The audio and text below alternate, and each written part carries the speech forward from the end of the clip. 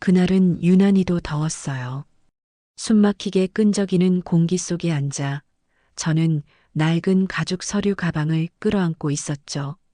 제 앞에는 이 세상 가장 서늘하고 차가운 얼굴이 있었어요. 시어머니의 얼굴이었죠. 그분은 저를 보지도 않고 손톱 끝을 뚫어지게 바라보며 퉁명스럽게 말했어요. 그래서 서류는 가져왔니? 떨리는 손으로 가방을 열어 서류 뭉치를 건넸어요. 그건 제가 이혼에 합의한다는 각서와 그 쓰레기 같은 땅을 받겠다는 소유권 이전 서류였죠. 어쩌면 제 인생의 패배를 상징하는 두 장의 종이였을지도 몰라요. 시어머니는 서류를 낚아채듯 가져가서는 눈길 한 번 주지 않고 차갑게 내뱉었어요. 쓸모없는 것들은 미련 없이 버려야지. 너도 저 땅도 우리 집안에는 아무 쓸모가 없어. 그 말이 제 가슴을 송곳으로 찌르는 것 같았어요. 쓸모없는 것이라니. 당신 아들과 결혼해서 10년 넘게 당신 집안을 위해 희생했는데 저는 그저 쓸모없는 물건처럼 취급받는구나 싶었죠. 제 남편은 그저 옆에서 제 얼굴만 힐끔거렸을 뿐 아무 말도 하지 않았어요. 그 비겁함이 저를 더 비참하게 만들었죠. 그래도 어머님, 이혼 위자료로 집이라도. 제가 조심스럽게 말을 꺼내자 시어머니는 코웃음을 쳤어요. 위자료? 밥이나 축내는 쓸모없는 년한테 줄 돈이 어디 있니? 그 쓰레기 같은 땅이나 가져가. 평생 그거나 끌어안고 살아. 그 말과 함께 그녀는 서류를 제게 던지듯 탁자 위로 밀었어요. 밥이나 축내는 쓸모없는 년. 그 말이 제 머릿속을 맴돌았어요. 저는 그날 눈물 한 방울 흘리지 않았어요. 흐르면 지는 거라고 생각했거든요. 대신 제 심장이 얼어붙는 걸 느꼈죠. 이 얼음이 언젠가 뜨겁게 녹아내려 저들을 삼켜버릴 거라고 그렇게 다짐했었어요. 그때는 몰랐어요. 그 모욕감과 함께 떠안게 된 땅 문서가 제 인생을 송두리째 바꿀 열쇠가 될 줄은요. 제 이름은 김서연. 이제 55을 바라보는 나이가 되었네요. 하지만 그 모든 일이 시작되었을 때 저는 고작 39살의 여자였어요. 그때의 저는 제 이름 앞에 붙는 그 어떤 수식어도 없이 그저 텅 비어 있는 사람이었죠. 대학 시절 저는 밤을 새워 두꺼운 전공 서적을 파고들고 손에 굳은 살이 박이도록 연필을 잡고 도면을 그리는 건축학도였어요. 종이 위에서 연필선이 그어지는 소리, 잉크 냄새, 그리고 머릿속의 상상이 하나의 완벽한 공간으로 탄생하는 그 희열을 저는 사랑했죠. 졸업 후에는 이름만 대면 알만한 건축설계 사무소에 입사해서 제 청춘을 전부 바쳤어요. 치열한 경쟁 속에서 살아남기 위해 남자 동기들보다 몇 배는 더 노력했죠. 작은 주택 설계부터 시작해 나중에는 꽤 규모가 큰 상업 공간 프로젝트에도 참여하면서 제 이름을 조금씩 알려가고 있었어요. 제 손끝에서 탄생한 공간들이 도시의 풍경이 되고 누군가의 일상을 담아내는 배경이 된다는 사실은 제 삶의 가장 큰 자부심이었어요. 그렇게 제 세상은 단단하게 쌓아 올려지고 있었죠. 그 남자를 만나기 전까지는요. 제 전 남편 이민준 씨를 만난 건 30이 넘어서였어요. 그는 제가 설계에 참여했던 한 갤러리의 VIP 오프닝 파티에서 처음 말을 걸어왔죠. 그는 번쩍이는 사람들 속에서도 유독 차분하고 부드러운 눈빛을 가지고 있었어요. 다른 사람들이 제게 건네는 의례적인 칭찬과 달리 그는 제 설계의 의도와 공간의 디테일에 대해 진심으로 궁금해하며 질문을 던졌어요. 며칠 밤을 새우며 고민했던 저만의 언어를 알아봐주는 사람. 그의 다정함에 제 마음의 벽이 허물어지는 건 순식간이었어요. 그는 중견 건설사를 운영하는 부유한 집안의 외아들이었지만 그런 배경을 전혀 티내지 않았어요. 오히려 야근하는 제 사무실 앞에 몇 시간이고 차를 세워두고 기다렸다가 따뜻한 커피 한 잔을 건네며 제 지친 어깨를 토닥여주던 사람이었죠. 저는 그의 재력이 아니라 그의 그런 따뜻함과 섬세함에 제 모든 것을 걸어도 좋겠다고 생각했어요. 그것이 얼마나 순진하고 어리석은 착각이었는지는 결혼 생활이라는 현실의 문턱을 넘고 나서야 깨닫게 되었죠. 결혼 생활은 겉보기엔 남부러울 것 없었지만 제 의지대로 할 수 있는 건 아무것도 없는 숨막히는 현실이었죠. 시댁은 경기도 외곽에 자리한 유명 건축가가 설계했다는 그림 같은 2층짜리 주택이었죠.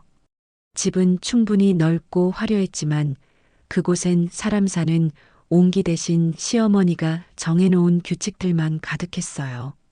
시어머니는 맨손으로 건설회사를 일군 그야말로 자수성가한 사업가였어요.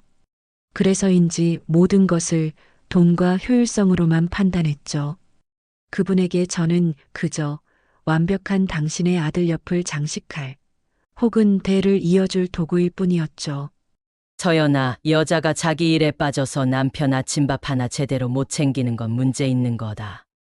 결혼 초 시어머니는 부드러운 말투 속에 칼을 숨긴 채 제 모든 것을 통제하려 들었어요. 결국 제 손으로 제 꿈과 열정이 전부였던 직장에 사직서를 내고 말았죠. 남편은 그런 제게 고생했어. 이제 좀 쉬어라고 말했지만 그건 위로가 아니었어요. 그의 세상에서 어머니의 말은 곧 법이었고 그는 그 법을 거스를 용기가 없는 사람이었기 때문이죠. 그때부터 제 삶은 시어머니의 시간표에 맞춰 돌아가기 시작했어요. 시어머니의 통제는 집안에서 더 노골적으로 이루어졌죠. 제가 하는 모든 살림은 시어머니의 검사를 받아야 했어요. 아침 식사를 준비하면 어머님은 수저를 들기 전에 음식 하나하나를 뜯어보며 평가하셨어요. 국이 좀 짜구나.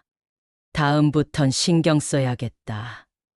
이 나물은 너무 데쳤네. 식감이 다 죽었잖아. 매일 아침이 제게는 살얼음판을 걷는 기분이었죠. 가장 저를 힘들게 했던 건 제 취향과 생각을 완전히 부정당하는 기분이었어요. 건축가였던 제게는 그 어떤 것보다 자존심이 상하는 일이었죠. 제가 거실 커튼을 좀 더 따뜻한 색으로 바꾸고 싶다고 말씀드리면 시어머니는 코웃음을 치셨어요. 내가 뭘 안다고. 이 집은 내가 지었으니 내 방식대로 하는 게 맞아. 제가 거실에 작은 화분이라도 하나 들여놓으면 다음날 시어머니는 그걸 보이지 않는 곳으로 치워버리고는 당신 취향의 비싼 난을 가져다 놓았죠. 집안 분위기랑 안 어울려서 치웠다. 그 한마디면 끝이었어요. 제 공간은 어디에도 없었죠. 제 이름은 점점 희미해졌어요. 밖에서는 민준 씨 아내로, 집에서는 예나 아가로 불릴 뿐 누구도 저를 김서연이라고 부르지 않았죠. 가끔 옛 동료들의 소식을 들을 때면 명치 끝에 차가운 돌덩이 하나가 얹히는 기분이었어요. 누군가는 유명한 건축가 상을 받고 누군가는 자신의 이름을 건 작은 사무소를 차렸다는 소식을 들을 때마다 저는 시어머니가 꾸며놓은 이 집의 비싼 가구처럼 느껴졌죠. 그저 놓여있을 뿐 아무런 생명력도 없는 장식품 말이에요. 남편은 제 고통을 외면했어요. 제가 지친 목소리로 나 다시 일하고 싶어요라고 말하면 그는 피곤한 얼굴로 엄마가 알면 싫어하실 거야. 그냥 편하게 지내. 왜 사서 고생을 하려고 해? 라며 제 입을 막았어요. 그는 갈등을 마주할 용기가 없는 비겁한 남자였고 저는 그런 그에게 기대기를 포기한 지 오래였죠. 그렇게 의미 없는 하루하루가 흘러가던 어느 날이었어요. 오랜만에 대학 동기였던 친구 지혜에게서 연락이 왔죠. 지혜는 제게 유일하게 남은 과거의 저를 기억해주는 사람이었어요. 결혼 후 시어머니의 등살에 친구들을 하나둘 멀리해야 했지만 지혜만큼은 끈질기게 1년에 한두 번씩 안부를 물어왔죠. 그날 지혜는 조금 들뜬 목소리로 말했어요. 서연아, 나 드디어 내 이름으로 된 작은 북카페를 열게 됐어. 오래전부터 자신만의 공간을 꾸미는 게 꿈이었던 친구였어요. 저는 진심으로 기뻤지만 한편으로는 가슴 한구석이 쿡쿡 쑤셔왔죠.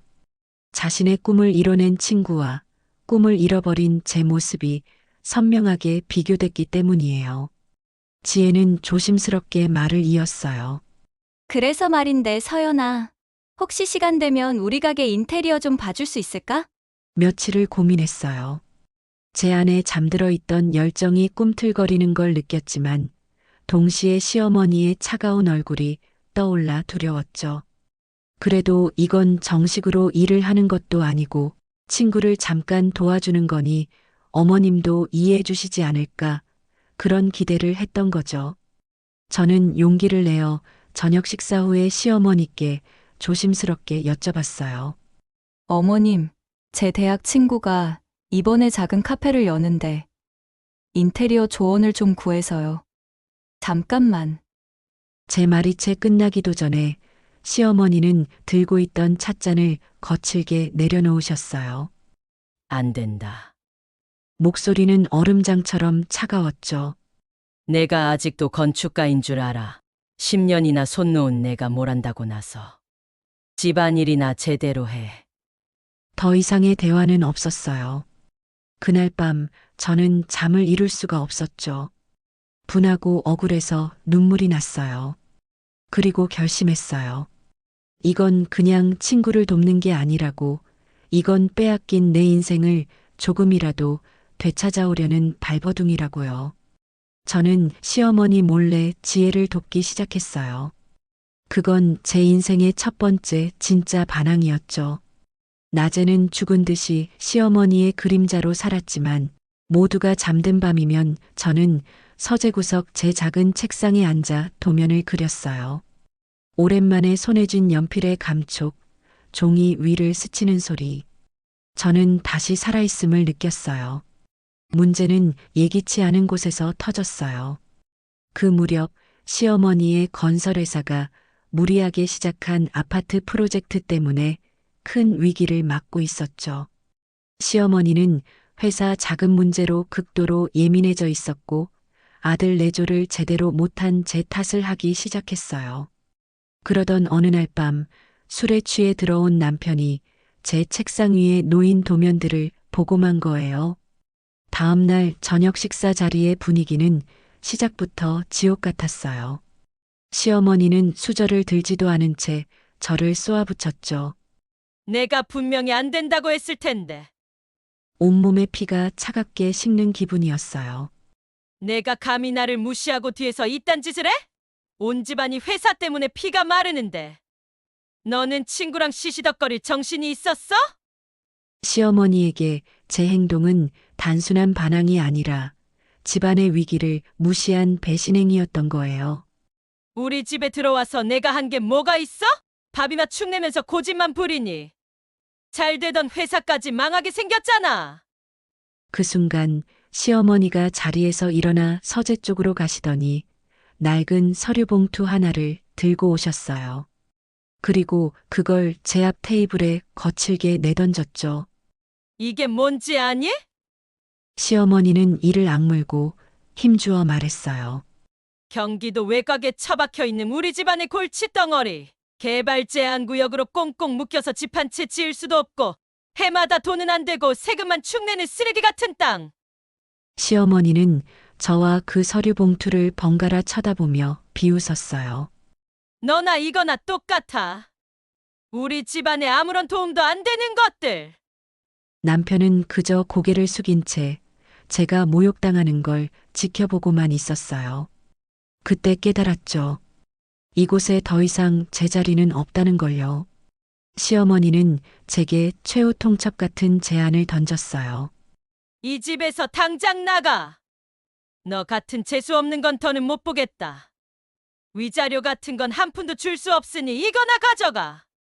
시어머니는 그 땅 문서가 든 봉투를 제게 밀어붙였어요. 너같이 쓸모없는 년한테는 이 쓰레기 같은 땅이 딱 어울리니까. 그건 제안이 아니었어요. 그 순간 정말로 모든 게 끝났다는 걸 알았어요. 제 10년의 세월이 저 쓸모없는 땅과 함께 그냥 버려지는 거구나 싶었어요. 그렇게 저는 아무것도 가진 것 없이 그 집에서 쫓겨났어요. 손에는 핸드백 하나와 제 모욕의 증거인 그 서류 봉투가 전부였어요. 등 뒤로 현관문이 쾅 하고 닫히는 소리가 들렸을 때 정말로 모든 게 끝났다는 걸 실감했어요. 어디로 가야 할지, 무엇을 해야 할지 아무런 생각도 나지 않았어요. 머릿속이 텅 비어버린 기분이었죠. 저는 그냥 무작정 걸었어요. 값비싼 차들이 스쳐 지나가는 동네를 벗어나 익숙한 버스 정류장까지.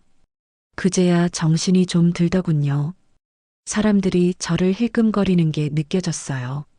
아마 제 몰골이 말이 아니었겠죠. 결국 제가 전화할 수 있는 곳은 단 한 군데뿐이었어요. 저는 떨리는 손으로 지혜에게 전화를 걸었죠. 여보세요? 서연아, 웬일이야? 이 시간에?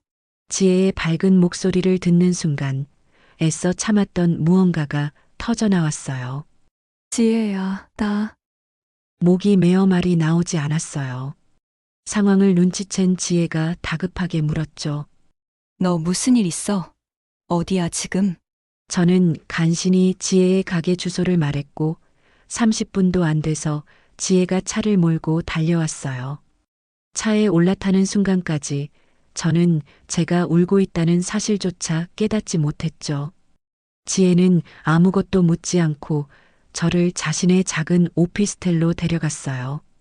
따뜻한 차 한 잔을 제 손에 쥐어주고 나서야 지혜가 조심스럽게 입을 열었죠. 무슨 일 있었는지 말해줄 수 있어? 저는 그날 밤 지난 10년간 겪었던 모든 일들을 처음으로 다른 사람에게 털어놓았어요. 시어머니의 통제, 남편의 외면, 그리고 오늘 있었던 끔찍한 저녁 식사까지. 이야기를 하는 내내 눈물이 멈추지 않았어요. 제 이야기가 끝나자 지혜는 저를 꼭 안아주며 함께 울어주었죠. 그날 밤 저는 낯선 침대에 누워 밤을 꼴딱 새웠어요. 어둠 속에서 눈을 감으면 시어머니가 저를 향해 던졌던 말들이 독처럼 귓가에 퍼졌어요. 너같이 쓸모없는 년. 너나 이 쓰레기 같은 땅이나 똑같아. 정말 그런 걸까? 나는 정말 아무 쓸모없는 존재였을까? 지난 10년 동안 나는 대체 무엇을 위해 살았던 걸까? 후회와 자책이 파도처럼 밀려와 저를 집어삼키는 것 같았어요. 왜 그때 회사를 그만뒀을까? 왜 부당한 대우를 받으면서도 바보처럼 참기만 했을까? 왜 남편의 비겁함을 더 일찍 알아채지 못했을까? 수천 개의 왜가 제 머릿속을 헤집어 놓았죠. 동이틀 무렵 저는 자리에서 일어나 가방에서 그 서류 봉투를 꺼냈어요. 제 인생의 실패 증명서처럼 느껴지는 그 서류 봉투를 찢어버리고 싶다는 충동이 강하게 일었죠. 이걸 없애버리면 이 지긋지긋한 모욕도 사라질 것만 같았어요. 저는 봉투를 찢기 위해 양손에 힘을 주었어요. 하지만 바로 그 순간 시어머니가 비웃던 그 얼굴이 떠올랐어요. 이걸 찢어버리면 정말로 제가 그들의 말처럼 쓸모없는 존재가 되는 것을 인정하는 꼴이었어요. 그들의 뜻대로 패배자로 끝나는 거였죠. 저는 봉투를 찢는 대신 그 안에 든 땅 문서를 조심스럽게 꺼내 읽어보기 시작했어요. 주소, 면적, 지목, 알아들을 수 없는 글자들이 빼곡했죠. 그때는 몰랐어요. 제가 그 종이 쪼가리를 붙잡고 있었던 그 마음이 단순한 옥이나 분노가 아니었다는 것을요. 그건 제 인생을 포기하지 않으려는 마지막 남은 자존심이었어요. 눈물은 더 이상 나지 않았어요. 대신 그 자리에 차가운 분노가 얼음처럼 얼어붙기 시작했죠. 그래, 이대로 끝낼 수는 없어. 그들이 나를 버린 것을 평생 후회하게 만들어주겠어. 저는 그렇게 조용한 다짐을 했어요. 지혜의 오피스텔에서 신세를 진 지 몇 달이 흘렀어요. 저는 밖으로 나가지도 않고 사람을 만나지도 않았죠. 그저 멍하니 창밖을 보며 시간을 흘려보내는 게 제 일과의 전부였어요. 그 땅 문서는 화장대 서랍 깊숙한 곳에 처박아 두고 쳐다보지도 않았죠. 그걸 볼 때마다 시어머니의 목소리가 들리는 것 같아 끔찍했거든요. 지혜는 그런 저를 묵묵히 지켜봐 주었어요. 그러던 어느 날 지혜가 외출했다가 흥분한 얼굴로 뛰어들어왔어요. 서연아, 너 혹시 뉴스 봤어? 대박이야, 진짜. 지혜는 헐떡이는 숨을 고르며 제게 핸드폰을 내밀었어요. 핸드폰 화면에는 속보 기사가 떠 있었죠. 속보, 정부 3기 신도시 후보지 대성지구 정격 발표. 대성지구. 그 이름이 낯설지 않았어요. 저는 서둘러 서랍에서 그 서류 봉투를 꺼냈어요. 먼지가 뽀얗게 쌓인 땅 문서를 펼쳐들고 주소를 확인했죠. 경기도 대성군 대성읍. 제 손이 부들부들 떨리기 시작했어요. 시어머니가 제게 쓰레기처럼 던져준 그 땅. 그 쓸모없던 땅이 신도시 개발 예정지의 한복판에 들어가 버린 거예요. 그날 이후 제 전화기는 불이 나기 시작했어요. 신도시 발표가 나자마자 어떻게 알았는지 부동산 중개업자들과 건설사, 투자자들의 연락이 쇄도했죠. 사모님, 그 땅 저희한테 파십시오. 평당 1,000만 원 드리겠습니다. 아닙니다, 사모님. 저희는 1,500까지 맞춰드릴 수 있습니다. 하루아침에 몇십억, 몇백억을 부르는 전화들이 빗발쳤어요. 제 인생에서 한 번도 만져본 적 없는 돈의 단위들이었죠. 저는 이게 꿈인지 현실인지 분간이 되지 않았죠. 며칠 동안 멍하니 있다가 저는 결심을 하고 한 사람에게 전화를 걸었어요. 제 대학 동기이자 지금은 잘 나가는 부동산 전문 변호사가 된 친구였죠. 상황을 들은 친구는 혀를 내두르며 말했어요. 이야, 이건 진짜 대박이야. 대박 터진 거라고. 서연이 너 인생 역전했다. 친구의 도움을 받아 땅의 가치를 제대로 평가받기 시작했어요. 신도시 중심 상업지구로 지정된 제 땅은 그들이 불렀던 가격의 몇 배를 훌쩍 뛰어넘는 가치를 가지고 있었죠. 보상금만 해도 어마어마했지만 변호사 친구는 제게 다른 제안을 했어요. 서연아, 이 땅을 팔아서 현금으로 받으면 그걸로 끝이야. 하지만 내 전공을 살려서 이 땅에 직접 건물을 올리고 사업을 하면 그 가치는 수십 배가 될 수도 있어. 건축가였던 제 재능과 이 땅이 가진 잠재력을 합치면 엄청난 시너지를 낼 수 있다는 거였죠. 저는 그 제안을 받아들였어요. 그렇게 제 이름 김서연을 내건 작은 건설 시행사가 만들어졌어요. 모든 것이 순조롭게 진행되던 어느 날이었어요. 예상치 못한 전화 한 통이 걸려왔죠. 전 남편이었어요. 그의 목소리는 잔뜩 잠겨 있었고 어딘지 모르게 비굴하게 들렸어요. 서연아 잘 지내? 뉴스 봤어. 정말 축하해. 저는 아무 대답도 하지 않았죠. 저기 서연아. 우리 다시 시작하면 안 될까? 내가 다 잘못했어. 엄마한테도 내가 다 말씀드릴게.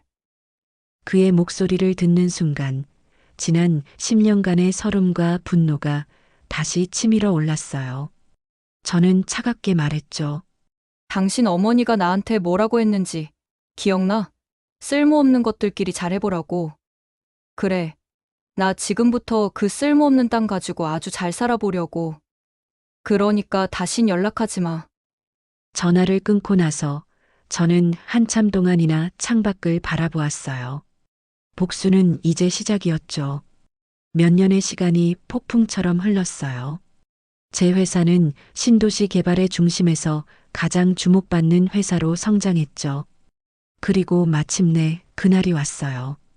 신도시 개발로 인한 자금난과 무리한 사업 확장으로 시어머니의 회사는 부도 직전까지 몰려 있었죠.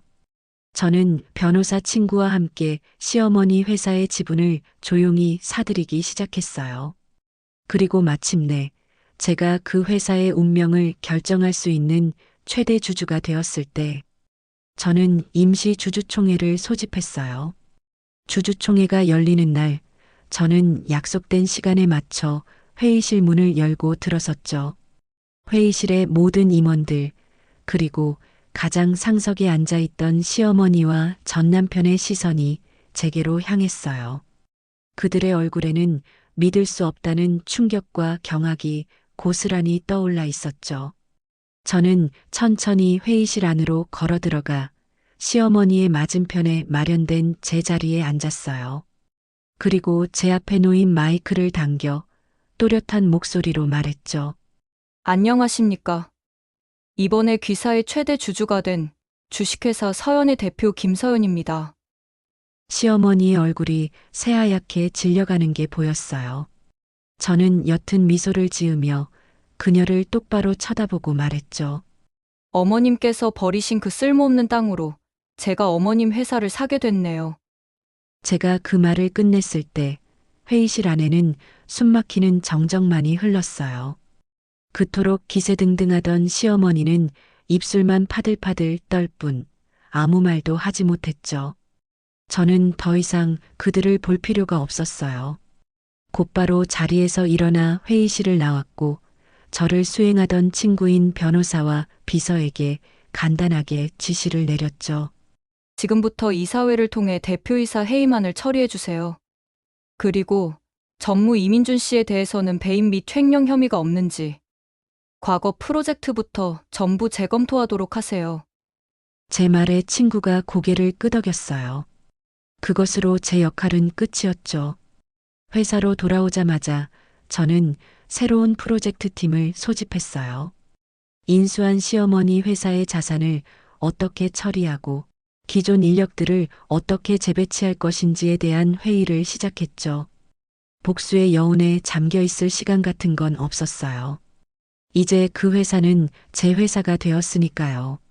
며칠 뒤 예상대로 시어머니가 대표이사직에서 해임되었다는 보고를 받았어요.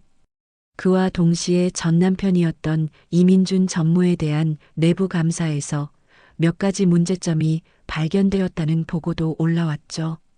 저는 원칙대로 모든 것을 법적으로 처리하라고 지시했어요. 그날 저녁 퇴근하려던 제 차 앞에 전 남편이 나타났어요. 몇 주 사이에 수척해진 얼굴이었죠. 그는 제 차 앞을 막아서고는 애원했어요. 서연아, 제발 한 번만 봐줘. 고소만은 제발 하지 말아줘. 저는 차에서 내리지 않은 채 창문만 살짝 열고 말했어요. 그건 내가 결정할 문제가 아니야. 회사에 손해를 끼쳤으면 책임을 져야지. 내가 다 갚을게. 평생이라도 갚을게. 제발, 우리 사이에 정이 있잖아. 저는 그를 차갑게 바라보며 말했죠.